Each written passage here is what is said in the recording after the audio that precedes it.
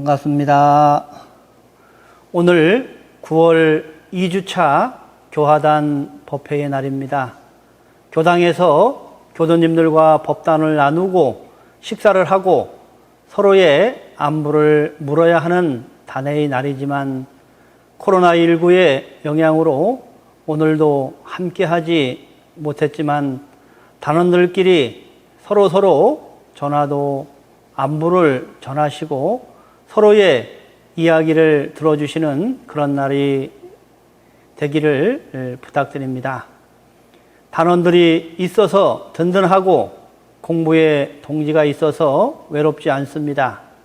단원 도반은 나의 소중한 서원의 이정표입니다. 오늘 서로 마음을 나누는 그런 날이 되시기를 다시금 부탁드립니다. 오늘 아침에 교당 이전 기도를 하면서 기도인 명단을 부를 때 왠지 마음이 찡했습니다. 어려운 시기에 묵묵히 교당의 일에 협력해 주시는 교도님들이 이렇게 많이 계시다는 것은 바로 저희 교당의 큰 힘이 되고 희망이 되었기 때문입니다. 첫걸음을 띄어야 목적지로 향할 수 있습니다. 움직이지 않으면 퇴보하거나 지체되거나 방향을 잃을 수 있습니다.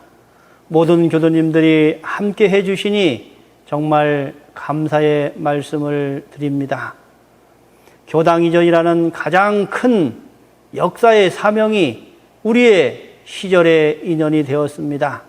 조금씩 목적지를 향해 가고 있습니다. 교당 이전 터전을 결정해야 하는 아주 힘든 과정이 남아 있습니다. 그러나 일의 쉼표를 찍어야 다음 일을 진행합니다. 우리의 기도 정성의 결과가 나올 것입니다. 저도 열심히 정진하겠습니다. 우리 교도님 다 같이 마음을 합쳐서 큰 소리로 파이팅을 한번 외쳐주시기를 부탁드립니다. 오늘은 저의 정기일기 2편으로 교도님들과 마음을 나누는 시간을 가지도록 하겠습니다.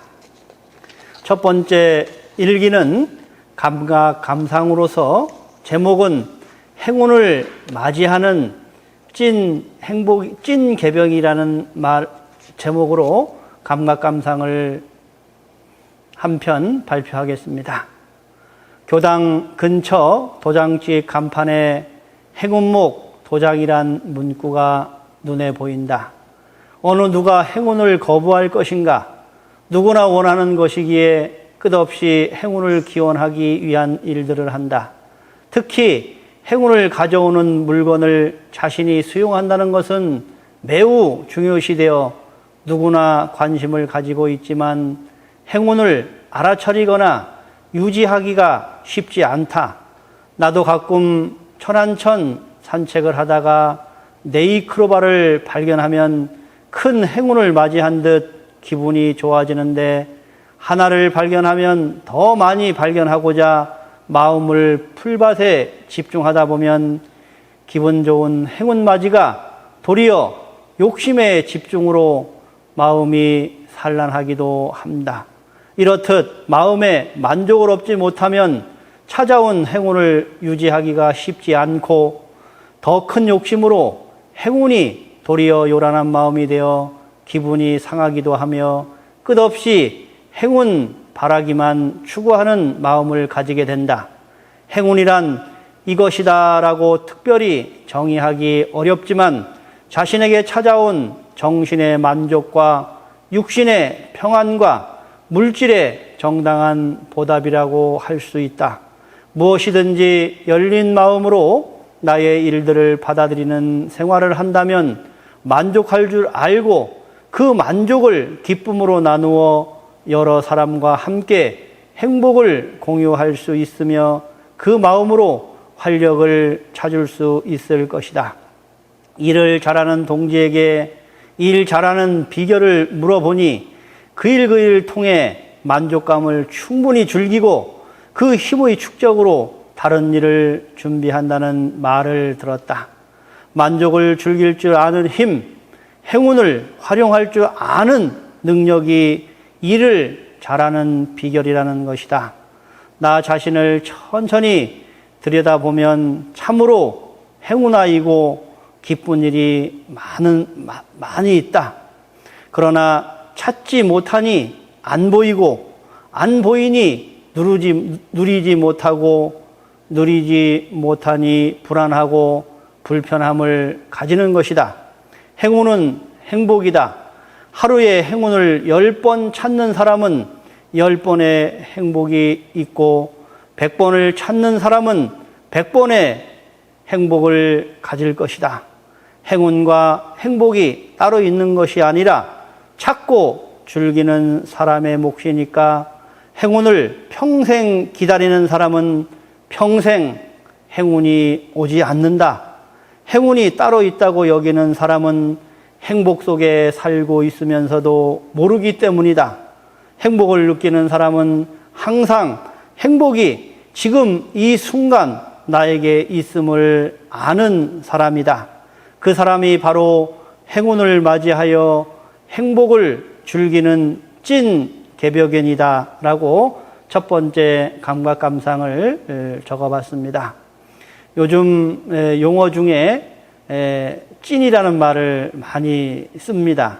왜 찐이라는 말을 쓰는가 하면은 요즘은 올바른 소리, 정당한 행동을 하는 사람이 적기 때문에 그런 올바른 소리를 하고 정당한 일을 하는 사람을 찐 사람이라는 그런 표현을 써서 우리가 찐 개벽이는 정말 행복을 또 행운을 이렇게 유행을 바라는 사람이 아니라 그 행복을 자기의 생활 속에서 자기의 일 속에서 찾고 즐기는 사람이 찐 개벽인 것 같아서 그런 감각감상을 적어보았습니다. 두 번째 감각감상은 행복의 원천을 발견한 사람이라는 제목을 가지고 발표를 하겠습니다. 어느 교도님이 인사동에서 벽조목이라는 나무 조각 하나를 선물해 주셨다. 행운을 불러오는 벼락맞은 대추나무를 벽조목이라고 한다. 진품은 아닌데 몸에 지니고 있으면 행운이 들어온다는 것이다. 나는 마음속으로 질문을 해본다. 그 벽조목을 파는 분은 아마 엄청난 행운이 매일 올 텐데 그걸 누리고 사는지가 궁금하다. 사람이 벽조목을 좋아하는 이유는 충분히 있다. 진품 벽조목을 구하기가 정말 어려워 발견하면 귀한 몸값이 된다고 한다. 벽조목은 나무에 변색이 없어서 오래 간다고 합니다. 그리고 나무가 단단하여 물에 가라앉는다는 것이다. 이렇듯 구하기 힘들고 변색이 없이 오래 가고 나무가 물에 가라앉으니 귀하고 귀하니 행운을 준다는 믿음으로 사람들이 거액을 들여 벽조목으로 행운을 주는 도장을 만들거나 장식으로 소유하려고 하는 것이다. 이런 행운을 주는 벽조목을 보면서 나무도 귀하면 큰 대접을 받고 행운을 기원하게 되고 귀하게 쓰여지는데 어떤 사람이 귀한 사람이고 마음에 변함이 없는 신뢰를 지키고 남에게 행운을 줄 수 있는 사람이 될까 생각해 보게 된다. 행운의 조건은 여러 가지가 있겠지만 벽조목의 귀함과 같은 조건으로 보면 많은 사람 가운데 어떤 사람이 귀한 사람일까?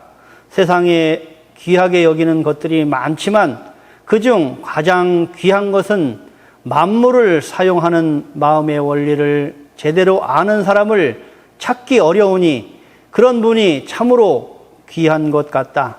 마음의 원리를 아는 사람은 마음이 한결같고 경계의 중심을 잘 잡고 마음이 넉넉한 사람일 것이다.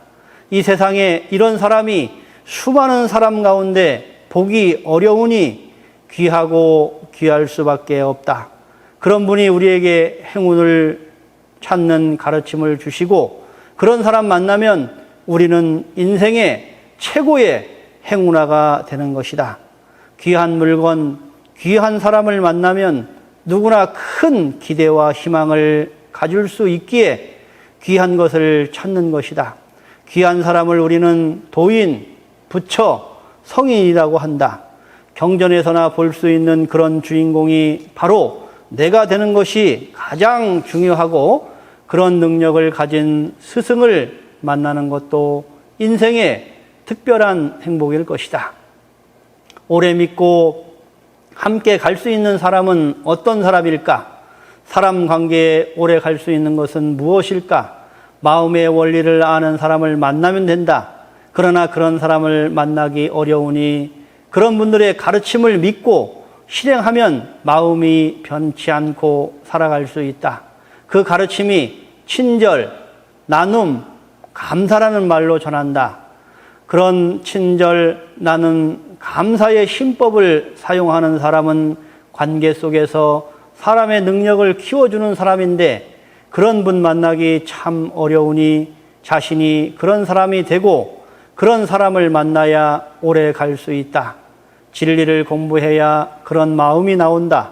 진리를 알지 못하면 남의 단점과 남 비판의 눈은 날카롭지만 그 눈으로 자신을 보지 못하니 편견을 가질 수밖에 없다. 진리를 알아야 나와 남의 장점을 제대로 발견할 수 있다. 나를 바로 볼 수 있는 그런 매서운 눈의 소유자가 가장 사람을 편안하게 해주고 믿음을 주어 오랫동안 삶의 스승이 된다. 이런 긍정의 화신이 바로 자기 자신입니다. 나무가 물에 가라앉는 것은 쉽게 볼 수 있는 일은 아닙니다. 나무가 물에 가라앉는다는 것은 그만큼 밀도가 높아 단단하기에 가능한 일입니다. 묵직하다는 말이지요. 사람도 여유 있는 사람은 그 깊이를 알 수 없어 듬직하다라는 말을 합니다.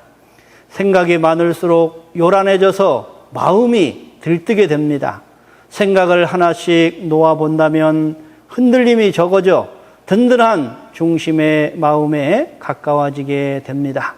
세상이 빠르게 변하다 보니 경거망동하기 쉽고 여유를 찾기가 힘든 시대이나 이럴 때 여유를 갖고 웃음을 즐기는 행복의 체험자가 된다면 얼마나 든든하겠는가. 한숨 돌리며 말할 수 있는 그런 여유 있는 사람이 되고 그런 분은 만남은 진정한 행복의 체험자가 될 것입니다. 마음의 원리를 알아 경계를 당해서 중심을 잘 잡는 든든한 사람, 열린 마음으로 먼저 용기와 희망의 언어를 사용하는 한결같은 사람, 여유와 웃음을 즐길 수 있는 행복의 체험자인 마음이 넉넉한 사람, 이런 사람이 되고 이런 사람을 만나면 참으로 행복을 만들어가는 원천을 발견한 사람입니다. 라고 저의 감각 감상을 적어봤습니다. 우리 교도님들은 전부 다 부처님의 마음을 갖고 있기 때문에 누구나 행운아이시고 누구나 그 마음 가운데 행복의 원천을 지니고 계십니다.